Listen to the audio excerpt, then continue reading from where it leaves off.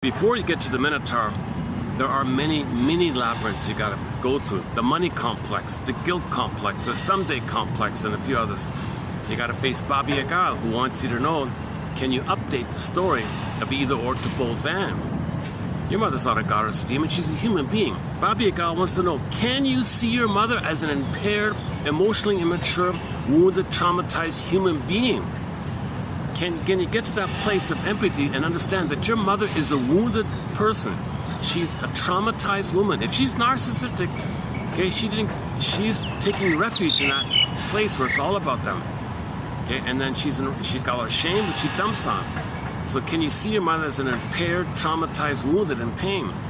You gotta find some kind of both and about the mother. Okay, Baba Yaga's sister says, can you just recognize that symbolic living, or symbolic acting out, or symbolic needs, defensive needs, erotic needs are all there because real needs are not met? Can you make those kind of discernments? Okay, Baba Yaga's other sister says, yeah, do you study defense mechanisms? That's the rabbit one, the trickster of the rabbit. Can you be like the ducks? Okay, ducks can swim in the water, fly in the air, walk on land. Can you bring material up from the unconscious, bring it up to the air, and integrate it? Like something you don't know, and then you bring it to the air of consciousness, then you accept it. And so that's like pulling up the radish from the ground, and Rapunzel eats the radish. So your psychological food, in other words, you're going to eat and assimilate, accept something about yourself that you previously didn't know, make the unconscious conscious. And so rabbit, egg, poof, there's an egg. And now you're back to the your budding beauty, your potential.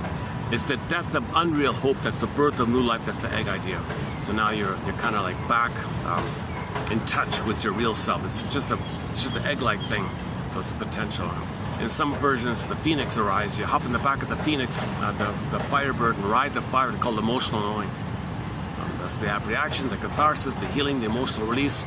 It's a deep acceptance of the trauma and the loss of your mother dying at birth, meaning the good mother died at birth. The mother was considered good in the uterus, but when you were born, poof, you see the same woman as the wicked step queen. Right?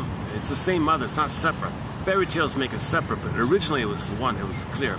Well, when the Grimms wrote it down, because of the writing down phenomena and knowing other people are going to read it, they wanted to make it more palatable. So because you don't have the nuance of the storytellers, and other people are going to read it. So they just said, all right, how are we going to do this here? People are going to freak out if they think their mother's the wicked queen. So let's buffer it a bit. Okay, we'll just say that the mother died at birth, and the husband married another woman, but she was a wicked stepmother.